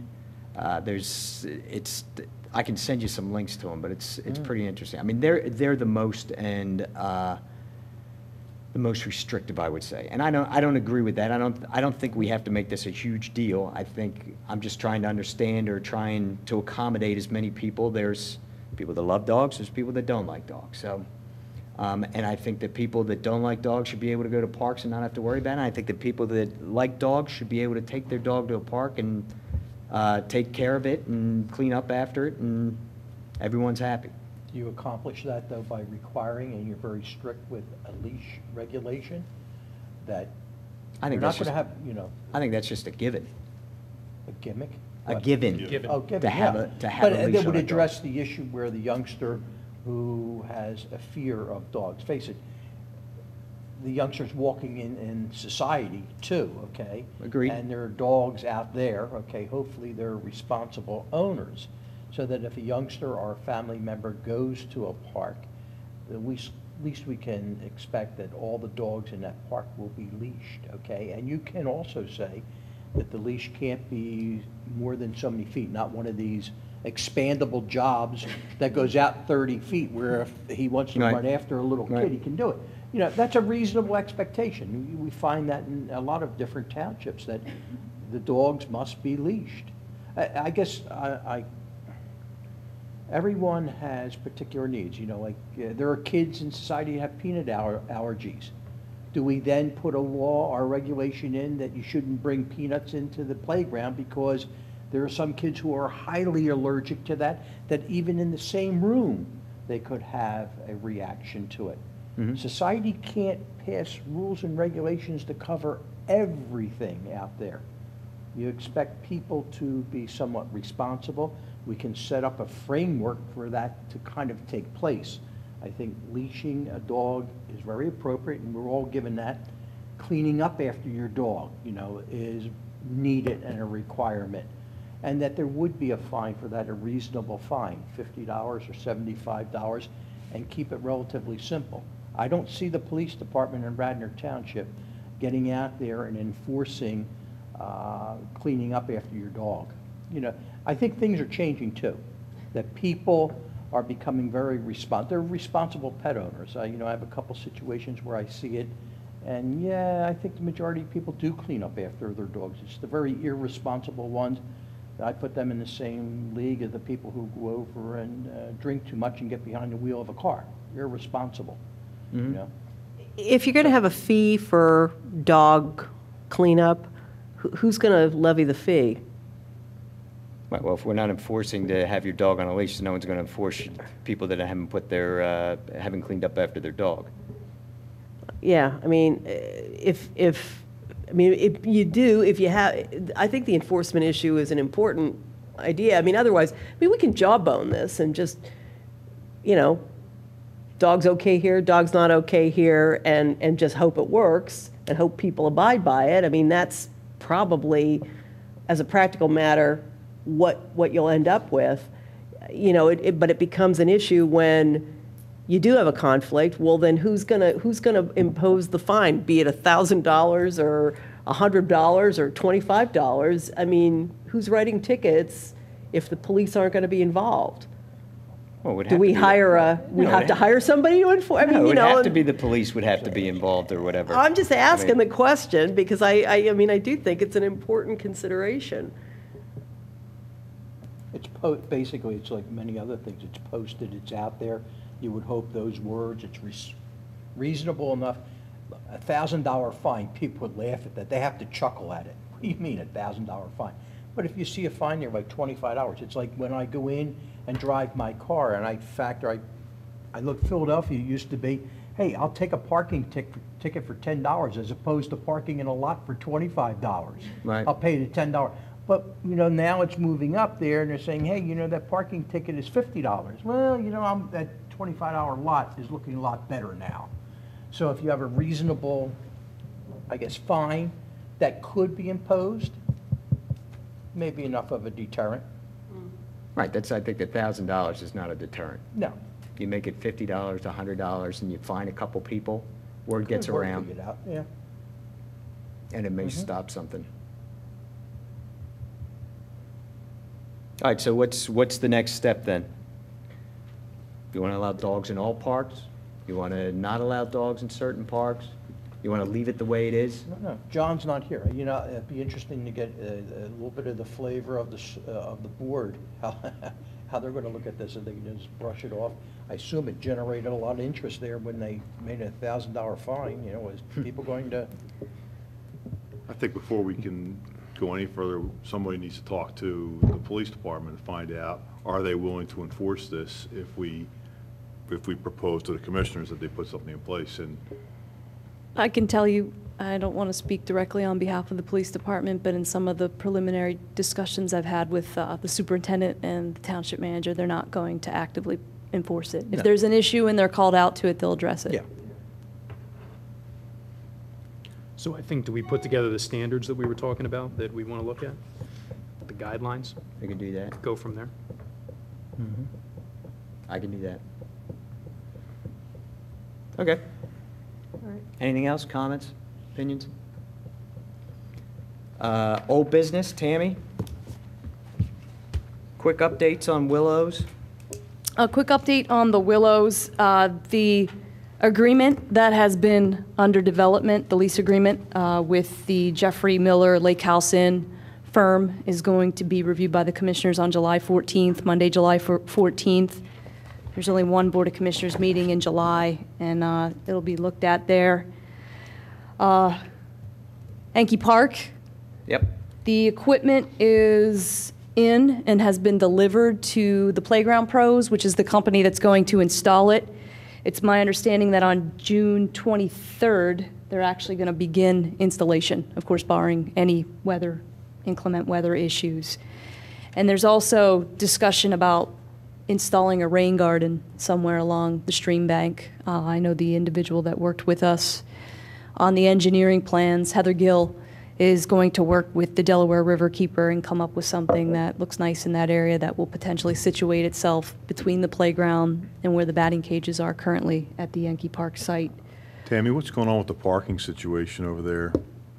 It's my understanding additional parking has gone out to bid for construction relative to this side of Yankee Park.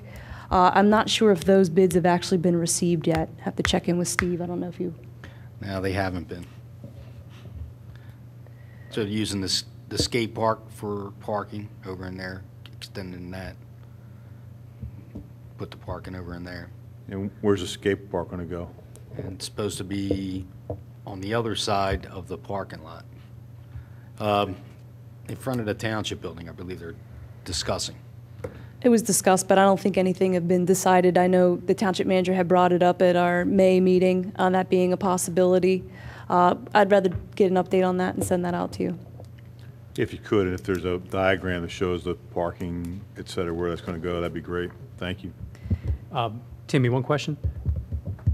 That rain garden you were talking about, what's the timeline on that, do you think? Just so I can let my EAC members know. You know what? I don't have a timeline on that just now. I would say that it would come after the installation of the playground, Okay. which if we begin work on June 23rd, I know it's going to take maybe 2 weeks to get that installed. And then with any periphery work that's done within there, we're looking at, by mid-July at the latest, hopefully, of having that up and running, and then that would perhaps start to get underway at that point. I know that Heather Gill and Maya Van Rossum, who's the Delaware River Keeper, are both very eager to start moving forward with that and starting to talk about design, but nothing has actually been started as of yet. Gotcha. Thank you. Tammy, on that rain garden, how big is it? Where's it going to be located? Have we talked to RWLL about that? Is that going to interfere with any extra practice space they're using out there? Is that going to be any problem with the Radnor run in the staging area? Well, that's been a goal of mine to not disrupt that in any way. All along with regards to the playground, I realize that the playground is going to still come approximately 80 feet from the curb right along Ivan Avenue as far as where the playground's going to situate itself. So I know it's going to come out into that area in that field where we hub the Radnor run a little bit. My understanding is, and again, there hasn't been a preliminary design for the rain garden, but that it would situate itself somewhere near the stream bank and somewhere in between where the batting cage is right now and where the new playground is going to be. As soon as we would have a design and more details for that, I could definitely share that with you, but that hasn't been developed yet. And Radnor Wayne Little League would definitely be wired in with that conversation. Yeah, I think we'd like to see that before that gets finalized, because I know that's used over there by Radnor Wayne Little League. What we can do is we can bring the design as a preliminary before this board prior to any type of installation. Okay.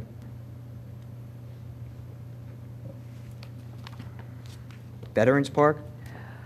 Veterans Park, as of right now, Simone Collins is working on a plan with plan updates, I should say, based on the April 30th meeting that we had with residents that eliminates the sidewalk along Lancaster Avenue and basically keeps it cinched into the park, as well as narrowing some of the gateway that was presented as part of that plan.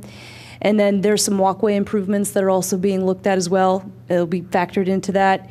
They should have a plan update within a few weeks that we'll turn around and have and review with the residents again. I know that there were some interest in the meeting that we had held with the residents and concerns of keeping the park sort of contained, if you will. Whereas one of the last plans that you all would have saw on the Veterans Park plan had it a little open. So I know that there's interest to keep that a little bit tighter in terms of the entryway right along Lancaster Avenue that would kind of retain some of the fencing and the roadways, or I'm sorry, the walkways that are inside the park now, kind of keep those very similar. Obviously the Veterans Plaza and everything and the concept that had been developed around that would remain the same in terms of the honoring area for the veterans and the flags, but trying to sort of squeeze that park a little bit more so that it retains a lot of its present character. So the residents had concerns along that, as well as the walkway that comes in off of Midland Avenue. Some of the plantings along that area and the fencing need some work, so going back and reincorporating some of that into the plan as well. Tammy, has there been any fundraising at all with regard to that project? Well, although I can't speak on behalf of the American Legion, who I know they've been actively starting. I don't know what they've ascertained at this point. On behalf of the township, there's no money that I'm aware of. And who's paying for the plans to be drawn up? The township has. And how much are we spending on those plans? Would you guess? Around 10,000. I guess I'm just wondering if there's no provision for funding for this park, why are we putting so much time and effort in drawing up these plans? Well, it was my understanding it didn't cost us anything. That's what I thought. I thought the plans weren't costing us anything either. No, the plans have definitely come out of the township's budget. Through the fundraising effort is to recover the money that went towards that planning. That's a new one. I mean, I'd make a recommendation that we halt all efforts with regard to that until we see some actual funds being raised for it. We spent a lot of time talking about this, and I'm not saying it's not a good effort, but if there's no money for it, why is anybody wasting their time and their money with it? Do we owe Simone Collins anything else at this point, or is the $10,000 gone and that gets us everything? We paid them initially when they did the first plan that was presented to you. And then we met with the neighbors, heard some of the feedback, as I had mentioned previously, and then in wanting to change that plan slightly, we had to go back to Simone Collins, ask them for plan revision, which there was an incremental increase to the cost, which we funded. Again, came from the township budget. I know that our township manager made a commitment that anything with regards to the fundraising towards that park to construct, do anything, moving forward would come from private dollars, would not come off of the taxpayer's dollar. And I would say he's going to stand behind that commitment. And in terms of recovery of the funding that has been put out so far towards that planning process, that would be part of that, as well as I think even accommodating for some of the maintenance that would be part of that park for a certain time period as well.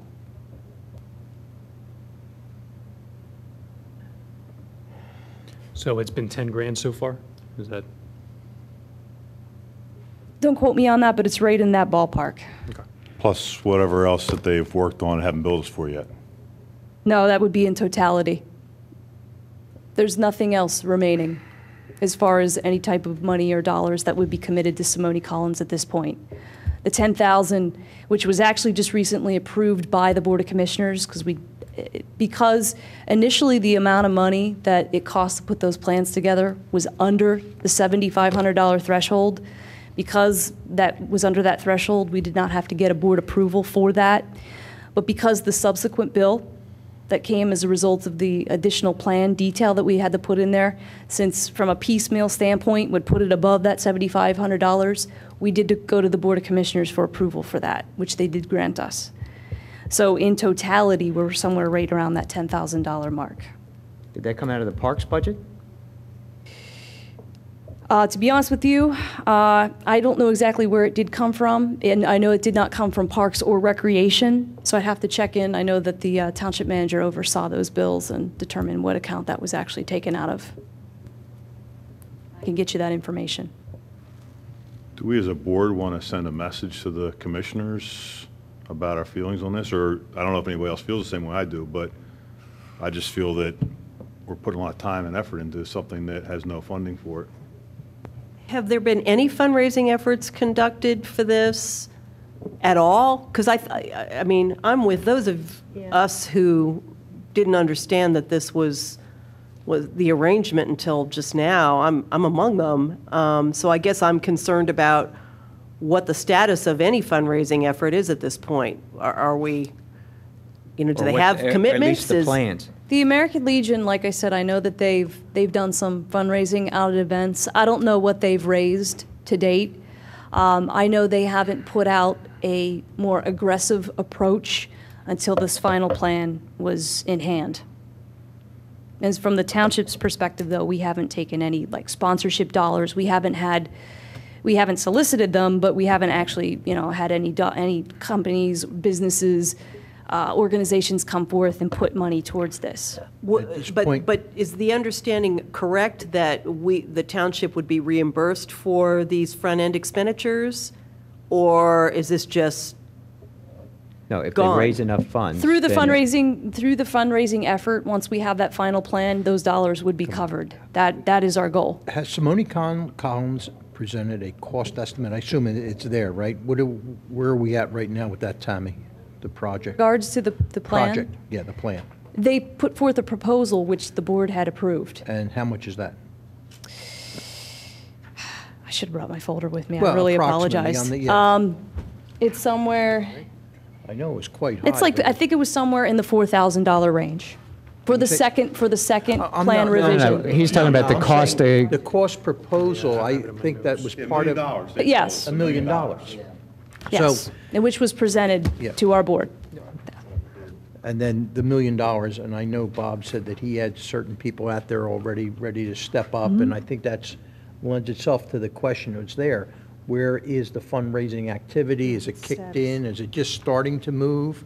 Well, I don't want to speak on behalf of Bob because I No. know if anybody's going to fundraise the money, Bob's going to do Yeah. it. I can guarantee you that. But I think until we had this Yeah. final plan, which we had residents that were emphatic about making these changes, until we incorporated those changes into the plan, that effort has not begun in terms of an active solicitation. I think we have to be careful as a board, the Parks and Rec Board, to say that we're still standing behind the proposal, the program going forward. But reality is $1 million is a big nut to crack. And, donations usually come in dribs and drabs, $25 or $50 like that. There's a hell of a lot of $50 donations that are going to have to equate to $1 million. I'm hoping that someone has some big-time donors that are going to stand behind this, whether it's going to be, and again, volunteer, I love volunteers, they do a great job, but guess what? Volunteers are volunteers. There's a level of commitment there. In reality, is that organization going to be able to muster $1 million worth of donations? That's a lot of money, Well- to get that thing done. I mean, one thing I know the American Legion was considering was the donation bricks where people could buy, a brick in memory of a specific veteran. I think there's certain plans they had in mind. I think it was everybody's understanding, and, please correct me if this is incorrect, that at the time of the presentation, the construction and the renovations were not going to cost a nickel of township money, and obviously, so we're all in favor of that. Yeah. And recognition of that. Obviously, if that funding does not materialize, granted, we think it will, at least I think it will, and I think the township manager thought it would, and I think and one thing that the members of the American Legion have shown in their collection of signatures leading up to the, I guess, sort of effort to begin getting this going forward is they are persistent and will, I think, accomplish those goals. If they don't reach that or are not able to pay for it, it is a plan, it's there, and it just didn't come to fruition. I mean, I think it's safe to say we're all in support of the original plan that was in front of us and the idea that it wasn't going to cost any township money. If that changes, and then we will have to reevaluate it, I would hope the next step, if anything, what we would like to, I would like to see moving forward is now that you have this plan there, it's going to be a cost estimate of $1 million, start looking at staging it and saying what are your plans, not us, the organization's plans, to raise $1 million, which is going to come before us, and it's going to sound like it's a reasonable approach. If you're going to tell me you're going to sell $1 million worth of dedicated pavers, I'm going to say that's reaching. No, I agree. Okay? Now, here's the other thing that happens with these. If you go out and you start generating money, okay, to the tune of, whatever, $75,000, and you're not meeting the $1 million, and you say, oops, program's not going to go forward. What do you do with the $75,000? Do you go Agreed. back and say, here's your money back, here's your money back? What really should happen, okay, in moving this thing forward, it should be a staged proposal. Say, it's going to be $1 million, but we know we can do this by generating $25,000 and $50,000 and getting it to that point that hopefully you're at $1 million within a year to do the whole thing. But if you can't do it all, then you do it in a staged approach.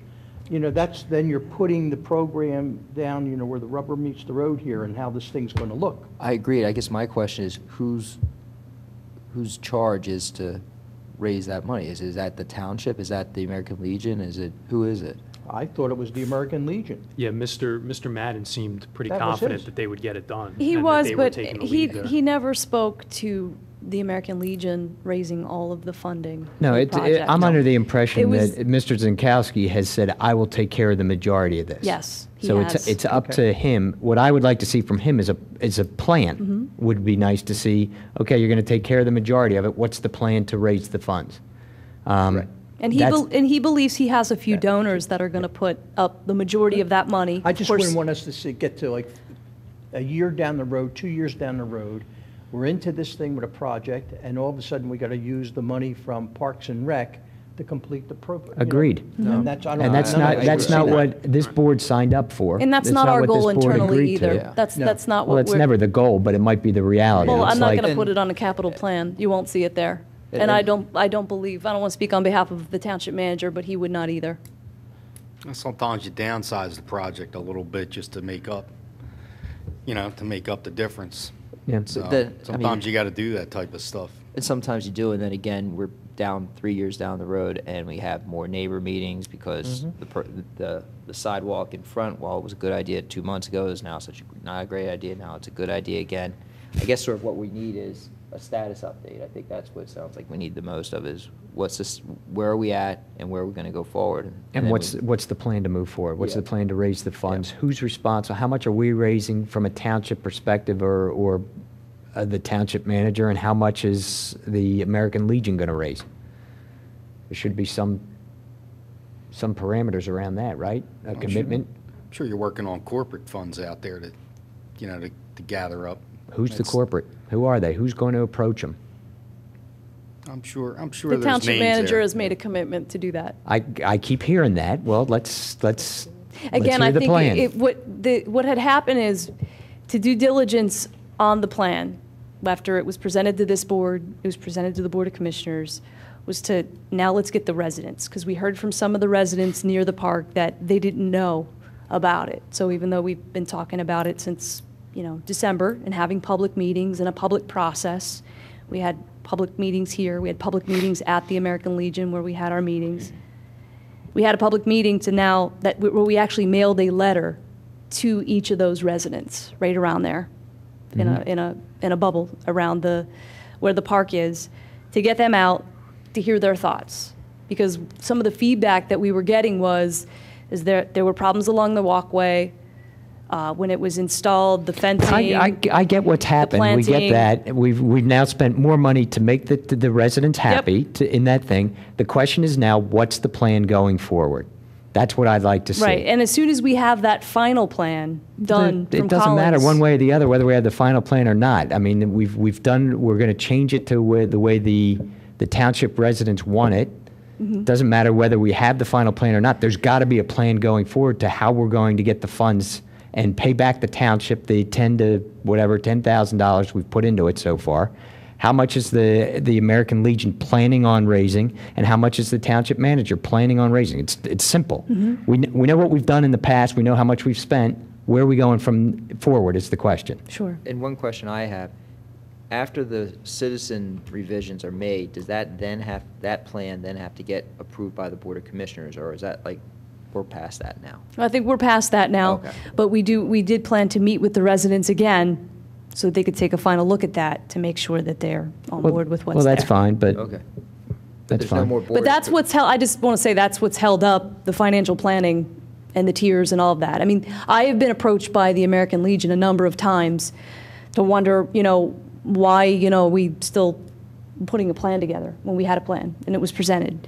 And, after going through the process again, with the neighbors and refining that, they kind of put themselves on hold, from anything more aggressive, because part of what they're fundraising is what they have in hand with a plan. Here's what you're fundraising.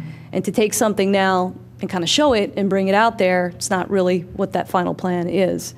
And in having that. So we've kind of had them sort of on hold, at this point. I think they're still actively doing things at their different events. I know they were at the Wheels of Wayne. They had a table. They took money. They're planning to come to the July 23rd concert, continue fundraising.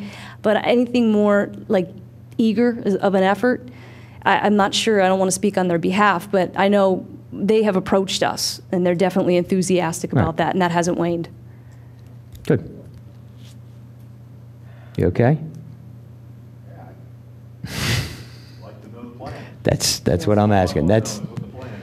So we've asked for that. So if you can have Bob give us a... We'll work on that, and we'll bring an update back in July on that. If there's anything I can send to you earlier, prior to the meeting, I certainly would do that. Okay. Any other comments, questions on that? Clem McCrone and the Gateway? While I don't have an update on the Gateway plan, although I know it's still being worked on and looked at. I think there's still some meetings going on with PICO and SEPTA with regards to that. And then, of course, there's a lot of grant opportunities that have been coming down the pike that have been looked at in that respect. I can't speak on behalf of Clem McCrone, just to say that we did formally submit DCNR C2P2 grant in the amount of $500,000, which requires a 50% match, which is $500,000.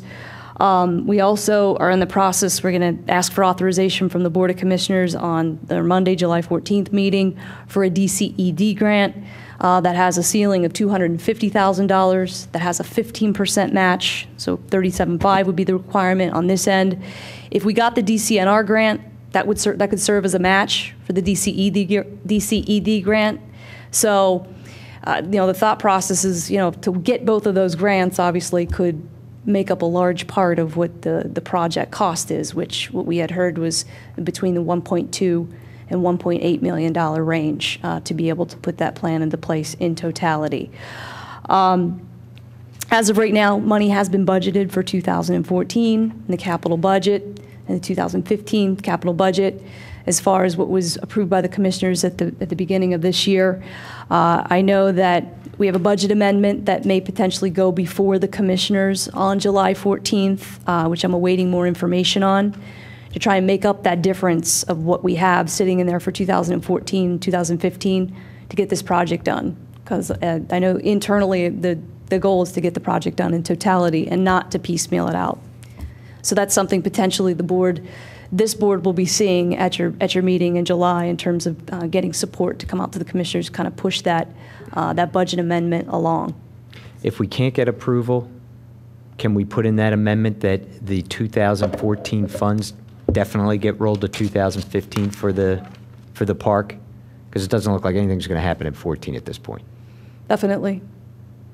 It's speaking in just again on behalf of just internally on behalf of our department. I mean, that's #1 priority. Questions? Anyone have anything else they want to bring up? Old business, new business?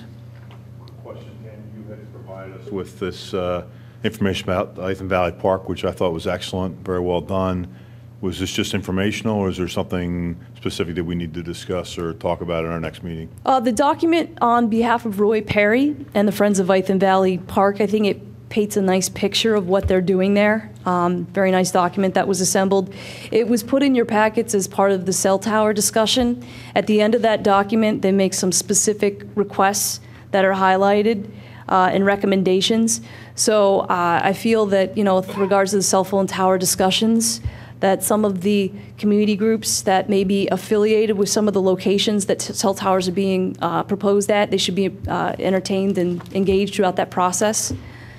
So that document is informational from them. It was submitted to the township. But just on that note, groups like the Skunk Hollow Garden at the Willows, NWPA, the North Wayne Protection Association, in respect to Fenimore Woods, throughout that process, I think that their voice needs to be heard throughout the cell tower discussion as you evaluate that. Okay, nothing further. I move to adjourn. All in Aye. favor? Aye. There we go. All right.